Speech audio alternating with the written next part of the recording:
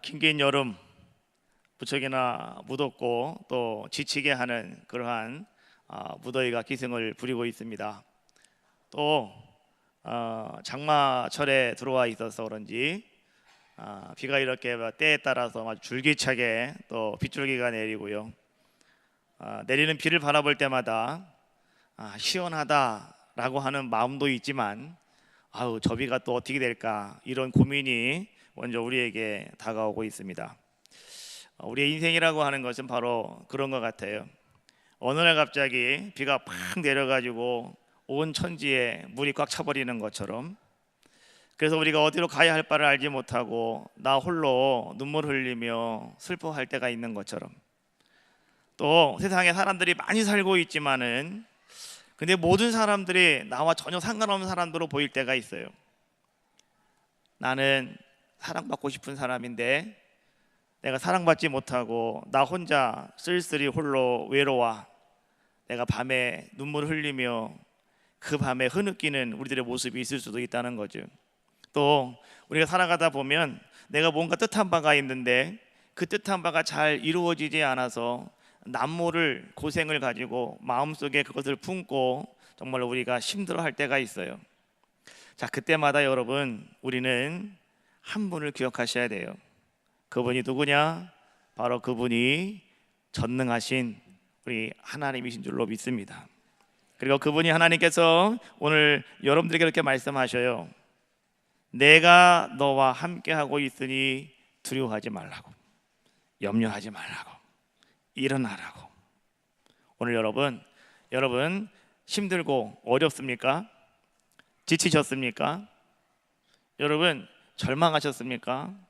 여러분 너무나 실망이 커서 여러분 내가 어찌할 바를 알지 못하고 계십니까? 그렇다면 오늘 여러분들이 일어나 날아오를 수 있는 여러분들의 귀한 모습, 아름다운 신앙이 되어지시기를 주님의 이름으로 축원합니다.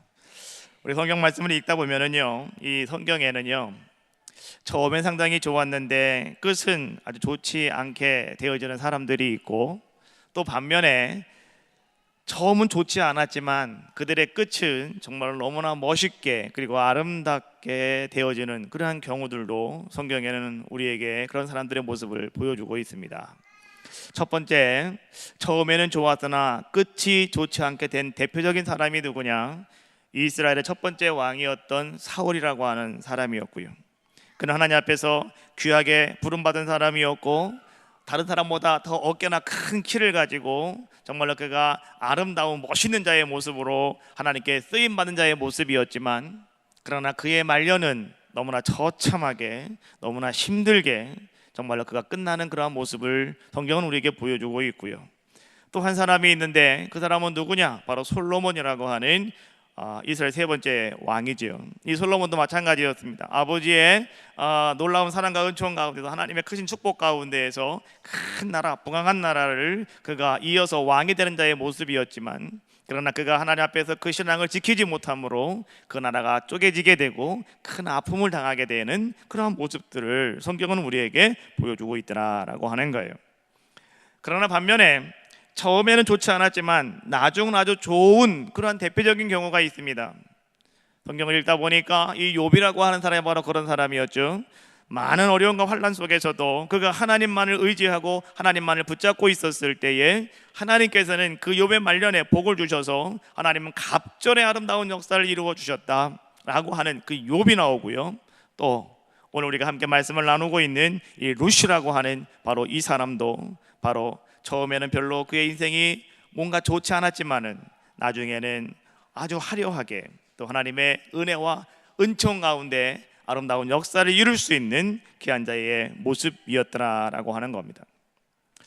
우리가 한 달 동안 이 룻기에 대한 말씀을 가지고 여러분 한 달 동안 같이 룻기의 말씀을 나누는 가운데 있어요. 오늘 마지막 4장에 있는 말씀인데요, 룻기를 가만히 우리가 읽다가 보면 이 룻기는 이런 특징을 가지고 있습니다. 룻기의 시작은 별로 좋지가 않지만은 그러나 끝은 아름답고 찬란하게 그 룻기가 막을 내리고 있더라는 거죠. 여러분, 룻기는 말이죠, 처음에 죽는 이야기로 이제 이 말씀이 시작이 되어지고 마지막에 가서는요, 마지막 끝편에 가서는 이제는 살아나는 이야기, 다시 말하면 아이를, 새로운 생명을 낳는 이야기로 마감되어지는 것이 바로 이 룻기서를 통해서 우리가 볼 수 있는 아름다운 말씀의 모습이더라라고 하는 거죠.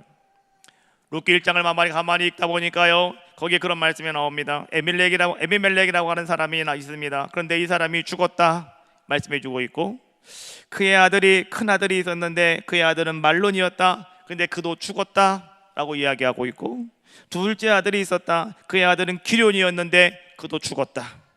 그래서 모든 소망이 다 사라진, 아무런 소망이 없는, 희망이 없는 그것으로 이 룻기가 시작이 되어져 가고 있습니다. 그런데 오늘 우리가 읽은 마지막 부분 4장 말씀의 이제 끝절 말씀을 가만히 바라보면 거기 그런 말씀이 나와요. 룻이 아들을 낳았다. 그 아들의 이름은 오벳이었고, 오벳이 이새를 낳았고, 이셋이 다윗을 낳았고, 그 혈통에서 예수 그리스도가 탄생하게 되었다고. 할렐루야. 오늘 룻의 마지막은요, 바로 이렇게 생명의 역사가 우리 가운데 찾아왔다라고 하는 것으로 룻기가 정리되어지는, 마음으로 정리되어지는 그러한 모습을 우리에게 보여주고 있다라고 하는 거예요. 새로운 생명이라고 하는 것은 여러분 귀한 겁니다. 오늘 아침에 제가 잠깐 예배 마친 다음에 잠깐 이렇게 신문 기사를 보니까요, 거기에 그런 신문 기사가 나왔어요. 우리나라가 2017년을 기준으로 해서 우리나라가 심리적 지지선이었던 새 생명 탄생, 새로운 태아, 새로운 아이들이 탄생하는 그 1년에 아이들이 몇 명이 태어나야 되느냐라고 하는 것에 대해서 사람들이 이야기를 하는데, 인류학자들은 말이죠, 심리적인 지지선이 있답니다. 그 정도 이상은 넘어가야 된다는 거예요. 근데 그 이하 떨어지면 좀 문제가 된다는 거죠. 근데 그것이 어느 정도냐고 하면 1년에 아이들이 30만 명이 태어나는 거랍니다. 그 30만 명의 때에 들어가면 이제 좀 불안한 거예요. 점점 떨어질 수밖에 없으니까요. 그런데요, 2017년 올해입니다. 올해 우리나라의 아이들이 몇 명이 태어날 것인가 추정하는 추정치가 나왔는데 대략 36만 명 정도가 탄생할 것이다, 태어날 것이다 라고 이렇게 추정을 하고 있다는 거예요.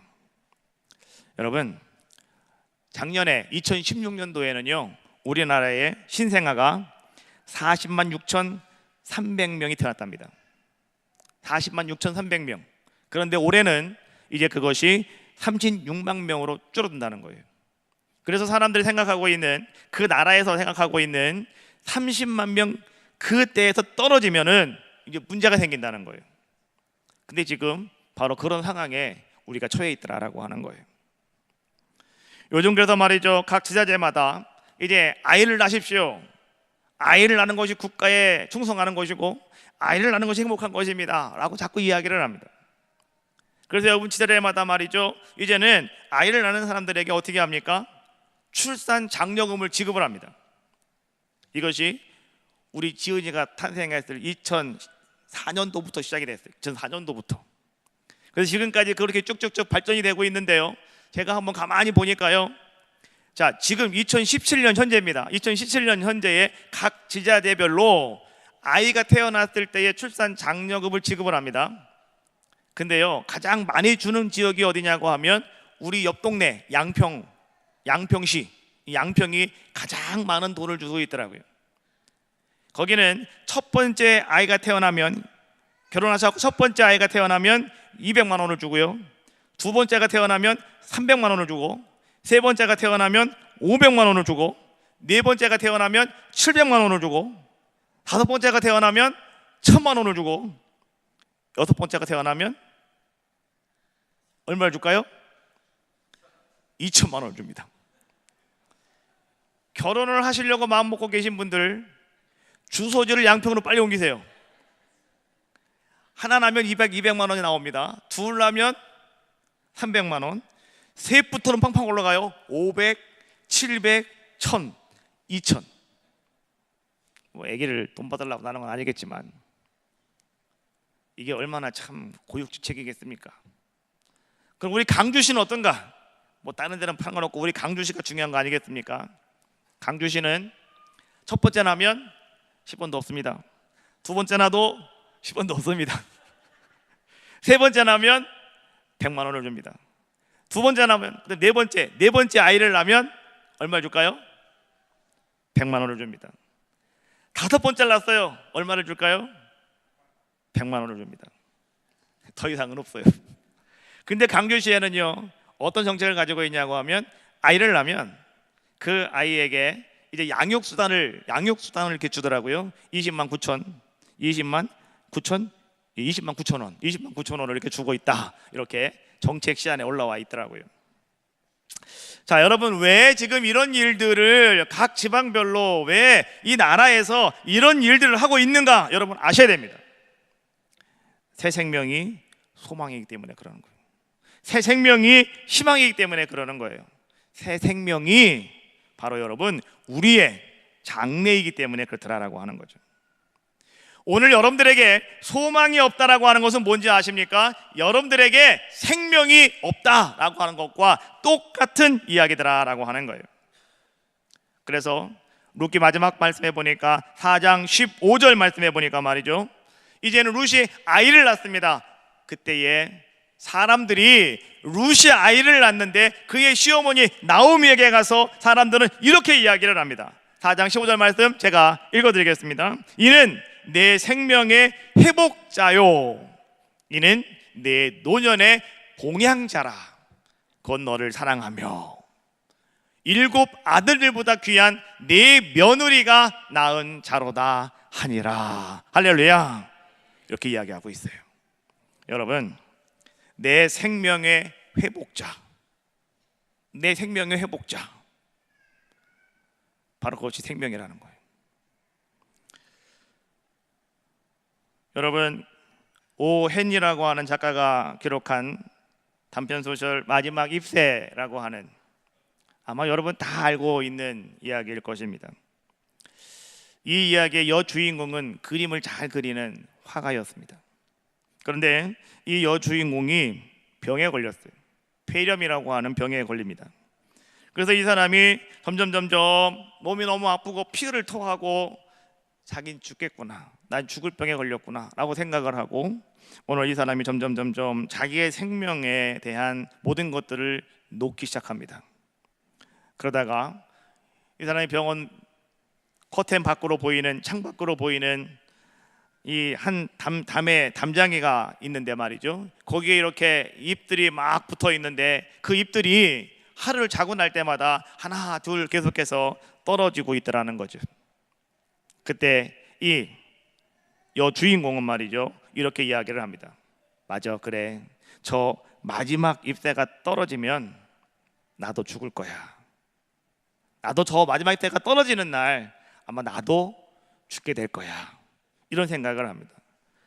그런 마음을 가지고 있으니까요, 의사가 와서 아무리 치료를 해도 아무 소용이 없더라는 거예요. 여러분 잘 들으세요.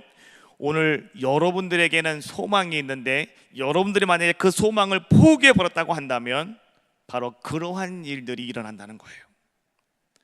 아무리 노력해도 소용이 없는 그러한 상황이 도래하게 되더라라고 하는 거죠. 그런데 말이죠, 그 아래층에 좀 나이가 많이 먹은 한 화가가 한 사람이 있었습니다. 그 사람의 이름은 베어먼이라고 하는 사람이었는데, 근데 이 늙은 화가가 말이죠, 자기는 평생 동안 그림을 잘 그린다고 생각을 했지만 이 그림 그리는 것에 대해서 별로 성공해보지 못한 그런 자의 모습이었습니다. 사람들이 자기의 그림을 별로 인정해주지 않는 뭐 그런 자의 모습이었어요. 그런데 이 베어먼이라고 하는 늙은 화가가 오늘 그 여인의 이야기를 듣게 됩니다. 저것이 떨어지면 내가 죽는다라고 하는 그런 이야기를 듣고요, 이 베어먼이라고 하는 화가가 그래, 내가 마지막으로 내가 할 수 있는 일을 한번 해보자, 내가 아름다운 일을 한번 해보자 라고 생각을 하고요, 비바람이 몹시 치는 밤에 오늘 이 늙은 화가가 말이죠, 이제 그 담장이의 잎새를 그리기 시작하는 겁니다. 그 다음 날이 됐어요. 지난밤에 비바람이 쳤기 때문에 이 여주인공은 이제 그 담장잎이 떨어졌을 거야, 그러면 오늘 내가 죽는 날이구나 생각을 하면서 자기 언니에게 커튼을 좀 치우세요 라고 이렇게 이야기를 합니다. 그런데 말이죠, 커튼이 딱 열렸는데 봤더니 거기에 담장 이파리가 그대로 붙어 있더라는 거죠. 지난밤에 그렇게 바람이 불었는데 어떻게 저 담장의 이파리 하나가 떨어지지 않고 저기 붙어 있을까? 그래서 이 여인은 말이죠, 소망을 다시 갖게 되었답니다. 그래, 나도 살 수 있겠구나. 저 비바람에도 저 이파리가 떨어지지 않는 것처럼 나도 저렇게 살 수가 있겠구나 라고 하는 소망이 그 여인에게 찾아왔다는 거죠. 그래서 그 여인은 살아나게 되었고요. 오늘 이 늙은 화가, 오늘 늙은 화는 살아생전에 자기가 사람들에게 한 번도 그림을 통해서 내가 이것이 참 멋있는 그림이라고 사람들에게 인정받지는 못했지만은요, 오늘 이 늙은 화자 배어머니라고 하는 사람이 그렸던 그 마지막 잎새가 오늘 한 사람의 생명을 살리게 되는 놀라운 역사를 이루게 되었더라라고 하는 거예요. 오늘 그 사람은 마지막으로 자기 인생의 걸작의 그림을 그리게 되었는데 바로 그것이 잎사귀 하나였더라라고 하는 거예요. 여러분, 화가가 저것이 그림인지 잎사귀인지 구분하지 못할 정도가 되었다면 그 그림은 잘 그린 그림이겠어요, 못 그린 그림이겠어요? 다시 묻겠습니다. 그림 그리는 그림장이가 저것이 진짜 나무 그림인지 저것이 그림을 그린 그림인지 구분을 못한다고 한다면 그 사람이 그린, 이 늙은 화가 배어머니 그린 그림이 잘 그린 그림이겠어요, 못 그린 그림이겠어요? 잘 그렸다. 이 사람은 자기 인생의 마지막으로 아주 명품을 남기는 귀한 자의 모습이 되었다는 거예요. 여러분, 명품은 다른 게 아니에요. 한 사람이 그 그림을 보고 살아나면 그게 바로 명품입니다. 우리 교회도요, 카페 모네의 그림이 그려져 있습니다. 여러분, 나가보시면 카페에 모네의 그림이 쫙 그려져 있어요. 여러분들이 바라보실 때에 그 그림이 어떻습니까? 그림을 바라보는 순간에 야, 멋있다. 그러면 그 그림은 명화가 되는 거예요. 걸작품이 되는 겁니다. 우리 위에 그 걸작품을 그리신 분에게 하나님의 축복이 임할 줄로 믿습니다. 오늘 여러분들도요, 바라보시면서 야, 멋있다. 여러분들이 그 그림을 바라보고요, 뭔가 여러분도 깨달을 수 있는 그런 귀한 시간이 되어야 할 줄로 믿습니다. 자, 우리 하나님께서는 말이죠, 오늘 우리들에게도 바로 그런 아름다운 소망을 허락하여 주셨다라고 하는 거예요. 그 소망이 누구냐? 바로 그 소망은 한번 따라해 봅시다. 예수 그리스도. 그때 심차게 하셔야 됩니다. 예수 그리스도. 우리의 소망 예수 그리스도를 하나님은 바로 우리에게 허락하여 주셨다라고 하는 거예요. 오늘 여러분, 이 소망을 잃어버리지 마시고요, 오늘 여러분 이 소망을 가지고 오늘 여러분들도요, 나가서 많은 사람들에게 그 소망을 전하실 수 있는 여러분들의 귀한 모습이 다 되시기를 주님의 이름으로 축원합니다. 로마서 10장 14절에 있는 말씀, 우리 한번 같이 한 목소리 한번 읽겠습니다. 시작. 그런즉 그들이 믿지 아니하는 일을 어찌 부르리요, 듣지도 못한 일을 어찌 믿으리요, 전파하는 자가 없이 어찌 들으리요. 여러분에게 소망이 예수 그리스도십니까? 그러면 여러분, 그 소망 되신 예수 그리스도를 여러분이 불러야 돼요. 여러분들 가서 그들을 전하셔야 돼요. 그래야 오늘 다른 분들도 그 예수 그리스도가 바로 나의 소망이십니다 라고 주님 앞에 나와 구원받는 놀라운 역사가 임할 줄로 믿습니다.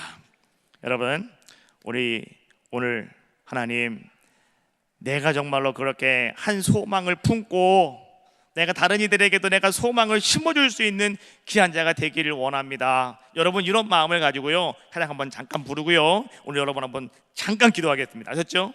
예배 끝나는 거 아니에요? 잠깐 기도합니다. 또 헌금이면 나가서 헌금 갖고 오지 마세요. 잠깐 기도하는 겁니다. 아셨죠? 예, 그렇게 하겠습니다. 자, 누가 내게 부르짖어, 한번 찬양 한번 하시고요, 우리 한번 잠깐 동성으로 기도하겠습니다. 하나님, 나에게도 이런 아름다운 소망의 예수 그리스도를 내가 전할 수 있는 귀한 자가 되게 하시고, 나에게도 그 믿음을 가지고 내가 승리하는 귀한 자가 되게 해달라고, 오늘 여러분 나에게 새 생명을 갖게 해달라고 여러분 기도하겠습니다. 자, 누가 내게 부르짖어 한번 찬양하시고 동성으로 한번 같이 기도하겠습니다. 갑시다.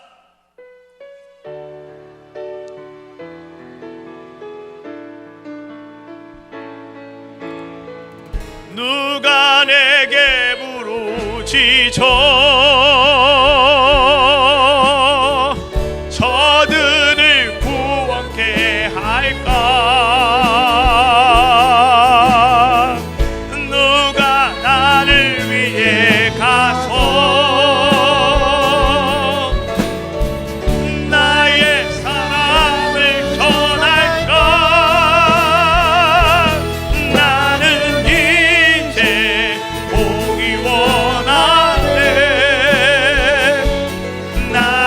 자녀들 살아나는 그날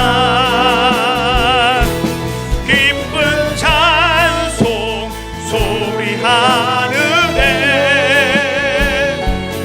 웃음소리 온당 가득한 그 다같이 한번 통성으로 잠깐 기도하겠습니다. 주님 심장에 불러봅시다. 주여 주여 주여. 하나님, 우리가 나가서 전하기를 원합니다.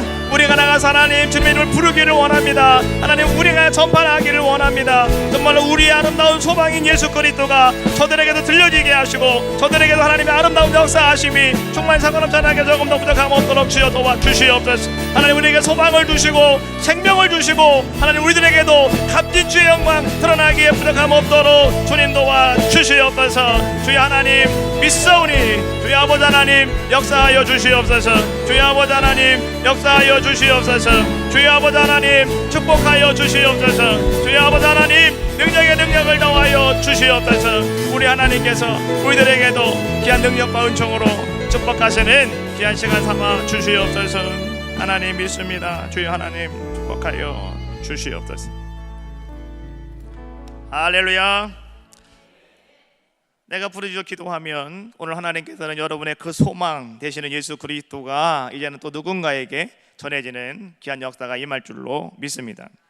우리가 살아가면서 말이죠, 우리는 영적인 삶을 살아가셔야 되겠고 우리가 믿음의 아름다운 삶을 살아가시는 가운데 있는데, 여러분 믿음의 삶을 살아가는 사람들은 어떤 삶을 살아가야 되느냐, 내 눈앞의 이익에 연연하면 안 된다, 이런 얘기입니다. 우리는 어떤 삶을 살아가야 되느냐, 눈앞에 보이는 여러분의 이익만 따라가지 마시고 오늘 우리는요, 우리 하나님 앞에서 여러분 하나님을 바라보고 살아가십시오. 그리하면 하나님이 여러분들에게 영적인 권리와 영적인 아름다운 복을 여러분들에게 얻게 하시는 귀한 역사를 이루어 주신다는 거예요. 자, 오늘 우리는 4장 말씀을 가만히 읽다 보면 마지막 장인데요, 오늘 이 말씀에는요, 이 두 사람의 모습을 우리에게 보여주고 있어요. 두 사람, 어떤 사람이냐? 기업을 물을 자격이 있는 사람 두 사람입니다. 한 사람은 어떤 사람이었을까요? 자, 오늘 1절 말씀 한번 같이 읽어봅시다. 1절 같이 봅시다. 시작. 보아스가 성문으로 올라가서 거기 앉았더니 마침 보아스가 말하던 기업 물을 자가 지나가는지라. 보아스가 그에게 이르되 아무개여 이리로 와서 앉으라 하니 그가 와서 앉으매. 할렐루야. 방송실은 정신을 바짝 차리고 있어요. 자, 여러분 잘 보십시오. 기업 물을 사람이 두 사람이 나오는데 한 사람은 어떤 사람이냐? 오늘 여기 말씀해 보니까 아무개. 거기 나오죠? 마지막 말씀해 보니까 아무개여 이리로 와서 앉으라. 아무개라고 하는 사람이 나와요. 아무개. 또 한 사람이 나오는데 그 사람은 누구냐? 이제 우리가 잘 알고 있는 보아스라고 하는 사람이 나옵니다. 자, 여러분 오늘 이스라엘 백성들에게는 말이죠, 자, 어떠한 법이 있냐고 하면 이 고엘이라고 하는 법이 있는 거 제가 지난주에 말씀드렸죠. 이 고엘이라고 하는 법은요, 자기의 친족이 그 사람을 책임지는 겁니다. 자기의 친족이 그 사람들을 보호해 주는 겁니다. 이게 고엘입니다. 나오미가 자기 며느리 룻에게 시킵니다. 얘야, 보아스가 우리 기업 물을 사람이니 너는 가서 그 사람에게 당신이 나의 기업 물을 사람이라고 이야기하여라. 그래서 이 룻이 말이죠, 며느리가 자기 어머니의 말에 순종해서 가서 이 보아스에게 당신이 나의 기업 물을 사람입니다 라고 이야기합니다. 그랬더니 보아스가 이 룻을 향해서 이렇게 말합니다. 얘야, 룻아, 내가 너의 기업 물을 사람인 건 맞아. 그런데 나보다 율법적으로 더 앞서는 사람이 있어. 그 사람한테 가서 내가 물어보고 만약에 그 사람이 자기가 기업 물을 것을 포기한다면 내가 너에게 기업을 물겠고 내가 너를 위해서 내가 최선을 다하겠노라. 내가 너를 책임지겠노라고 오늘 보아스는 그렇게 이야기를 합니다. 그리고 보아스는요, 그 이야기를 하고 집에 가서 잠만 자는 것이 아니고 보아스는 바로 밖으로 나가서요, 이 성문 앞으로 갑니다. 그래서 오늘 그곳에서 말이죠, 누구를 찾아오느냐? 장로들 10사람을 데려다 거기 앉혀놓습니다. 그리고 그 앞으로 지나가고 있는 엘리멜렉의 가장 가까운 친족 한 사람이 이제 그 앞으로 지나갔을 때에 오늘 보아스는 그 사람을 부르는 겁니다. 여러분, 보아스가 부르는 그 사람의 이름이 있을까요, 없을까요? 있습니다. 분명히 그 이름은 있을 겁니다. 하다못해 개똥이도 있을 겁니다. 홍길동 아니면 개똥이 둘 중에 하나 될 거 아니겠습니까? 무슨 분명히 이름이 있을 거예요. 그런데 성경에 보니까 오늘 보아스가 그 사람을 부름에 있어서 뭐라고 지금 부르고 있냐고 하면 아무개야 라고 이렇게 이야기하고 있습니다. 성경이 왜 그 사람의 이름을 나타내지 않고 있을까? 성경은 왜 그 사람의 이름을 오늘 우리들에게 알려주고 있지 않을까? 오늘 이 사람은 여러분 어떤 사람이냐고 하면 이 사람은 고엘법에 의해서 첫 번째로 기업 부를 자격이 있는 사람입니다. 그 어떤 사람보다 이 사람이 가장 먼저 그 고엘의 그 일을 첫 번째로 맞이할 수 있는 사람이 누구였느냐? 바로 이 사람이었다는 거예요. 그래서 오늘 보아스도 말이죠, 내가 그 사람에게 물어보고 나서 그 사람이 아니다 하면 내가 하겠노라고 이렇게 말할 정도로 첫 번째 오늘 말이죠, 이제는 그 친족의 사명감을 가지고 있는 바로 그 사람이 누구였느냐? 바로 이 이름이 없는 아무개라고 하는 그 사람의 모습이었다라고 하는 거죠.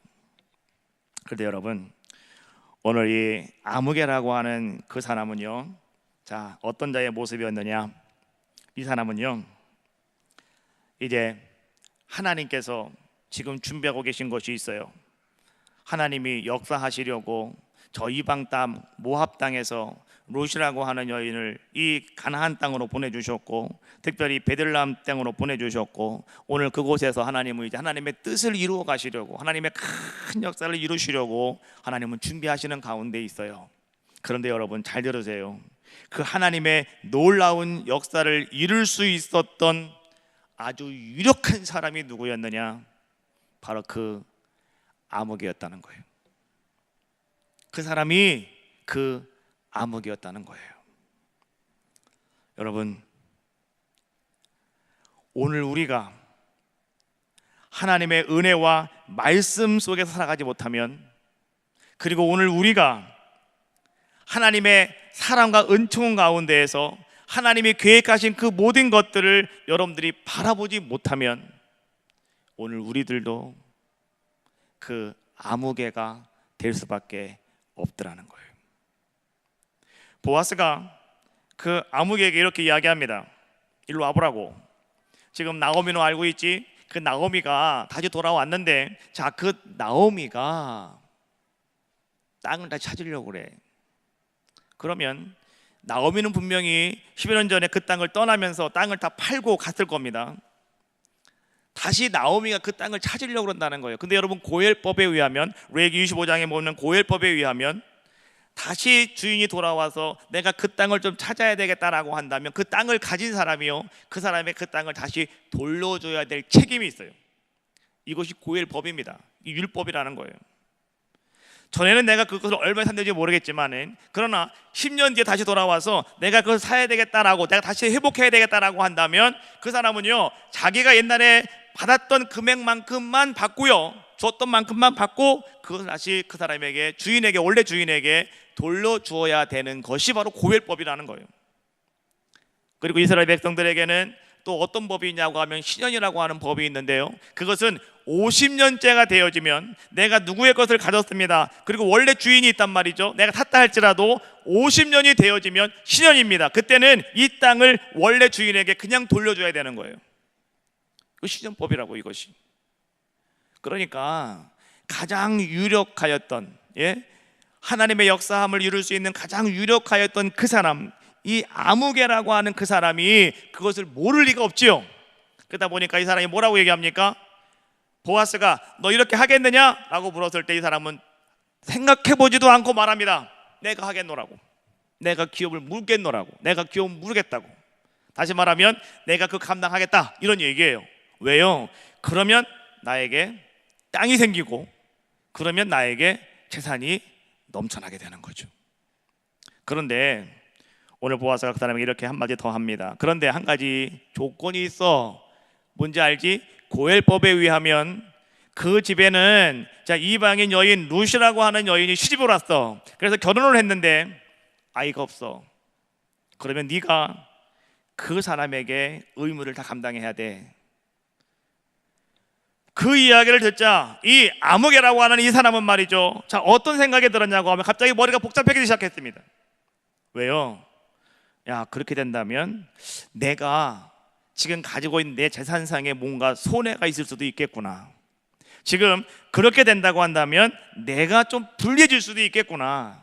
그러면 내 거를 빼앗길 수도 있겠구나 라고 이 사람이 생각을 하게 되는 거죠. 그래서 이 사람이 어떻게 합니까? 나 안 해, 네가 해라 라고 말하면서 그 기업물을 권리를 이 사람이 공식적으로 포기해버리고 마는 자의 모습이었다는 거예요.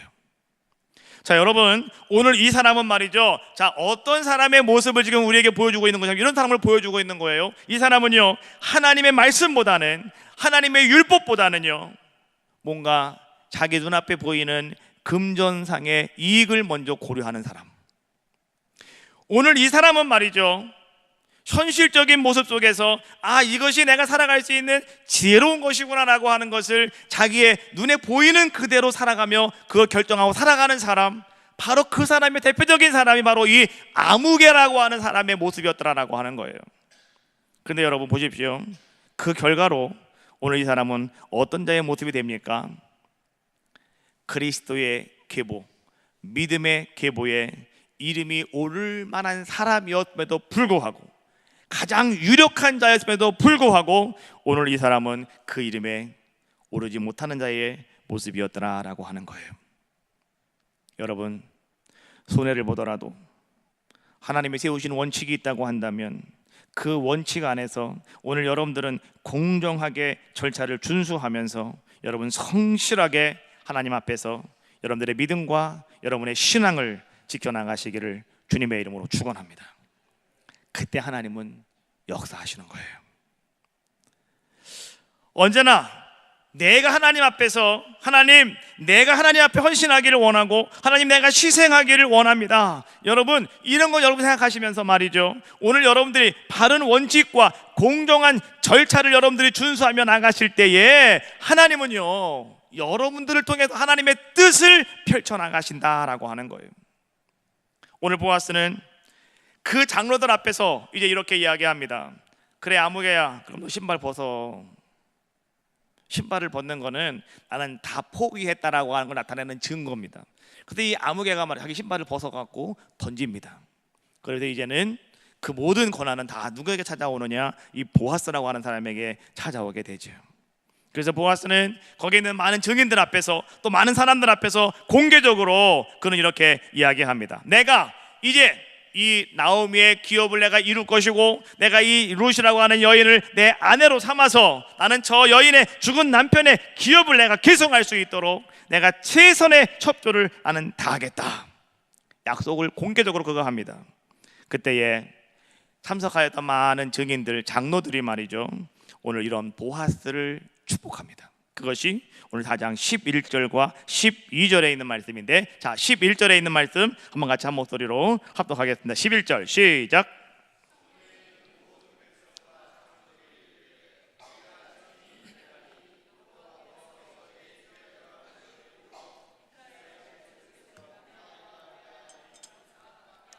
아멘. 레아와 두 사람과 같게 하시고, 그 다음에 거기 나오죠. 여호와께서 내 집에 들어가는 여인으로, 여인이 누굽니까? 룻을 얘기하는 겁니다. 이 여인으로 이스라엘의 집을 세운 라헬과 레아 두 사람과 같게 하시고, 이 사람이 누구의 부인이에요? 라헬과 레아가 누구의 부인이에요? 야곱의 부인이잖아요. 야곱이 이스라엘 백성의 12지파를 만들어냈지 않습니까? 그렇잖아요. 오늘 그런 사람이 되기를 원한다 하고 있는 것이고요. 그 다음에 12절 말씀 읽어봐요. 시작.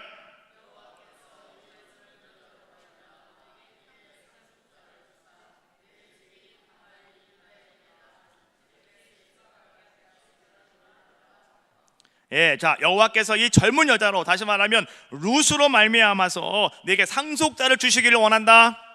그래서 오늘 뭡니까? 다말이 유다에게 낳아준 베레스처럼 오늘 너의 가정에 그런 축복과 은혜가 임하기를 원한다 라고 이야기하면서 오늘 이 보아스를 축복하는 장면이 오늘 11절과 12절에 나오고 있는 말씀이더라라고 하는 거예요. 자, 여러분, 오늘 여기서 우리는 말이죠, 이 두 사람을 가만히 생각하면서 여러분 이런 것을 한번 생각해 봅니다. 오늘 이 아무개라고 하는 이 사람은 하나님께서 그 사람을 통한 아름다운 축복의 물줄기를 흘러가게 하시려고 하나님은 준비하고 계셨어요. 그런데 안타깝게도 이 아무개는 하나님의 그 축복의 물줄기를 보지를 못합니다. 왜 그 물줄기를 보지 못하냐고 하면은요, 자신의 이익과 금전에 이끌려 살아간 자의 모습이었기 때문에 그렇더라라고 하는 거예요. 여러분, 오늘도 마찬가지예요. 우리가 하나님 앞에서 하나님의 아름다운 축복하심, 여러분들 통해서 하나님의 아름다운 계획하심, 하나님이 여러분들 통해서 아름답게 행하실 모든 일들, 여러분 이런 모든 것들이 여러분 가운데 이미 다 하나님은 준비하고 계시다는 거예요. 여러분 안에 하나님의 축복이 있어요. 여러분 안에 하나님의 계획하심이 있어요. 여러분 안에 하나님의 축복이 담겨져 있어요. 그런데 우리는 그것을 바라보지 못한다는 거예요. 왜 바라보지 못하느냐? 이 아무개라고 하는 사람처럼 말이죠, 나의 이익과 또 물질에 이끌려서 우리는 그것을 바라볼 수 없는 자들의 모습이 되어지더라라고 하는 거예요. 그러나 여러분, 오늘 말이죠, 이 한 사람 보아스라고 하는 사람은 자, 어떤 자의 모습이었냐고 하면, 오늘 이 사람은 말이죠, 하나님 말씀 안에서 또 하나님 앞에서 언제나 성실함을 가지고 하나님의 뜻이 온전히 이루어지기를 바라며 나갔던 신앙의 사람, 바로 이 사람이 보아스라고 하는 자의 모습이었더라라고 하는 거죠.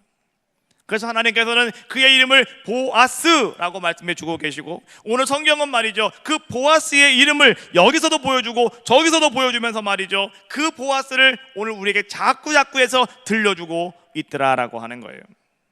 오늘 여러분의 이름이 무엇입니까? 여러분 부모님들이 여러분들에게 이름을 만들어 주었어요. 왜 여러분이 부모님들이 여러분에게 이름을 지어줬습니까? 여러분 이름대로 살아가시라고, 이름급 하며 살아가시라고 여러분의 부모님 여러분들에게 그 이름을 만들어 주신 거예요. 갓난이 있어요? 제 옛날에 보니까 갓난이가 있어요. 갓난이. 근데 그분도 이름이 갓난이에요. 고갓난. 갓난아 사람들이 막 약 올려도 그분 이름은 갓난이라니까. 90세 먹은 분도 갓난이라니까요. 그 이름이 갓난이니까 갓난이에요. 근데 그 이름도 말이죠, 그 부모가 그 이름을 만들어 주신 거예요. 그렇지 않습니까? 그래서 그 이름은 중요한 겁니다. 이름대로 우린 되는 거 아니겠습니까? 그런데 더 중요한 것은 하나님의 생명책에 우리의 이름이 기록이 되어진다는데, 하나님이 오늘 여러분의 이름이 뭔지도 모르고 하나님이 여러분들에게 아무개야 라고 하신다면, 오늘 여러분 과연 우리는 어떤 자가 되겠습니까? 하나님께서 여러분의 이름을 부르시는 귀한 은혜가 임하시기를 주님의 이름으로 축원합니다. 복음성에 그런 게 있더라고요. 당신의 그 섬김이 전국에서 해같이 빛나리, 당신의 그 겸손이 전국에서 해같이 빛나리, 이런 게 있는데요, 저는 거기서 살짝 좀 가사를 바꿨으면 좋겠어요. 당신의 그 이름이 전국에서 해같이 빛나리. 뭐가요? 여러분의 이름이 아무개가 아니고요, 여러분의 그 이름 석자가 하나님 앞에서 해같이 빛나고요, 여러분의 그 이름 석자가 정말로 여러분 천국에서 말이죠, 하나님이 해같이 빛나게 하시는 아름다운 역사가 여러분들 가운데 임하시기를 주님의 이름으로 축원합니다. 한번 해볼까요? 자기 이름을 한번 넣어가지고, 자기 이름을 한번 넣어봅시다. 김준혜, 너의 섬김이, 이렇게 나가는 거예요. 자기 이름 넣는 겁니다. 김준혜, 그 섬김이 천국에서 해같이 빛나리. 자기 이름 넣으세요. 김준혜, 그 겸손이 천국에서 해같이 빛나리. 안 하시는 분은 뭐예요? 안 하시는 분 그냥 아무개 그렇게 하고 계셔요? 다시 합시다. 이불로 자기 이름 불러보셔요. 자기 이름 하나씩 빛나게 한번 해봅시다. 다시 한번.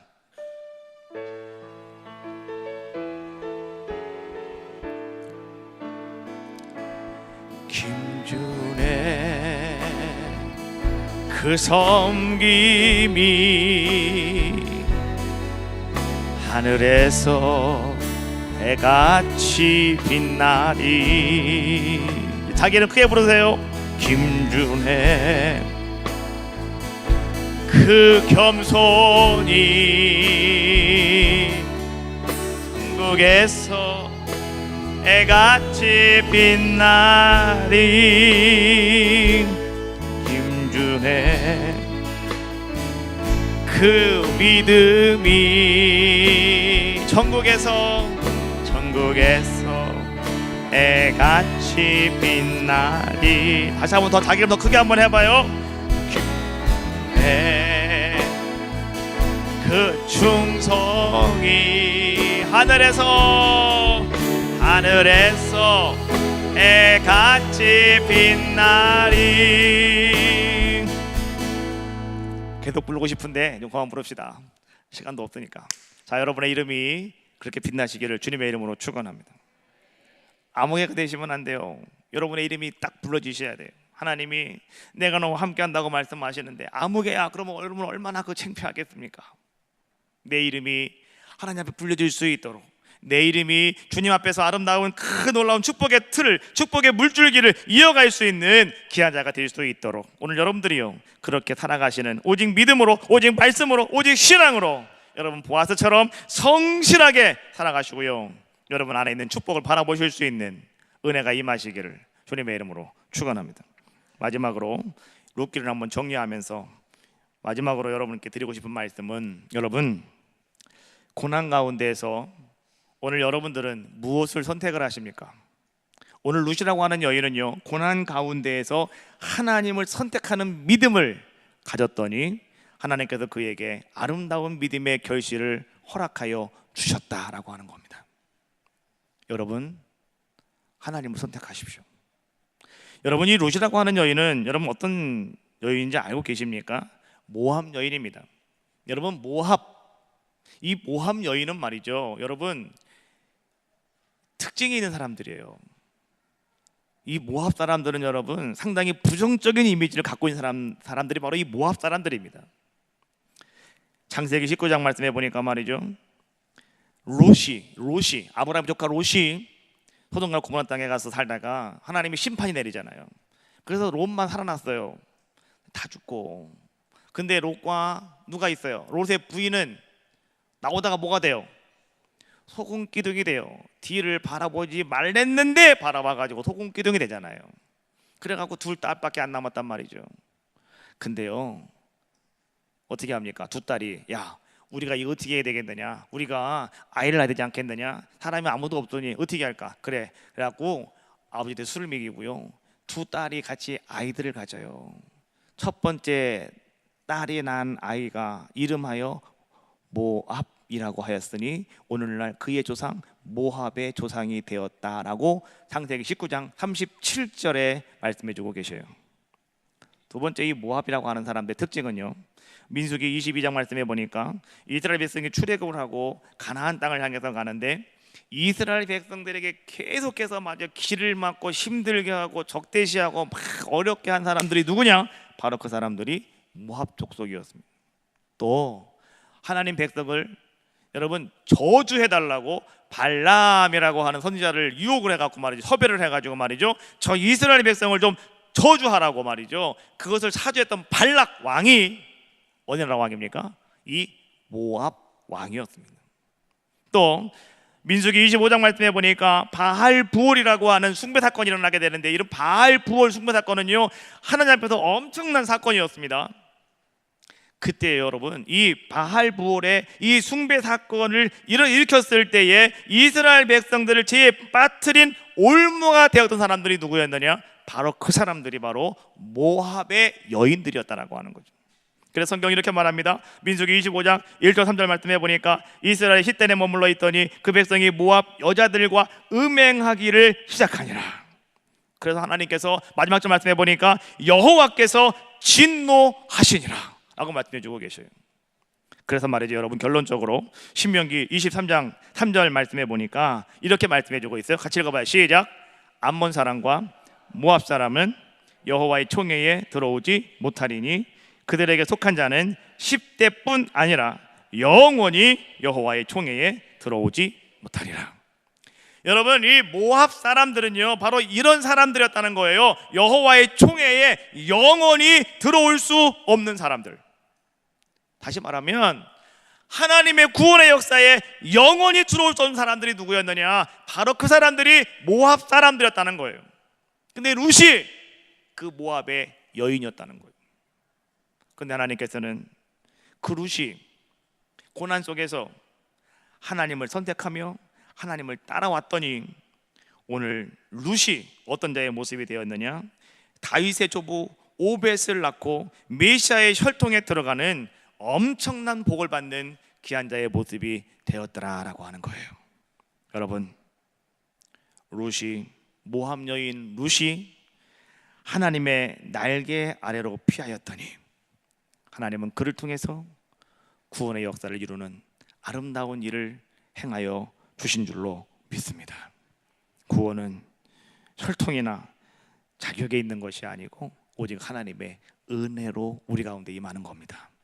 여러분, 그 은혜가 여러분들과 함께 하시기를 주님의 이름으로 축원합니다. 자, 우리 그 하나님의 사랑을 여러분 한번 고백하고 통성으로 기도합시다. 그 사랑 얼마나 아름다운지, 그 사랑 얼마나 나를 부욕해 하는지 그냥 통성으로 오늘 보아스를 기억하고 룻을 기억하면서 또 룻기를 여러분 다 생각하면서 하나님, 나에게도 그런 아름다운 은혜와 은총과 축복을 허락해 달라고 기도하시기를 바라겠습니다. 자, 찬양합시다.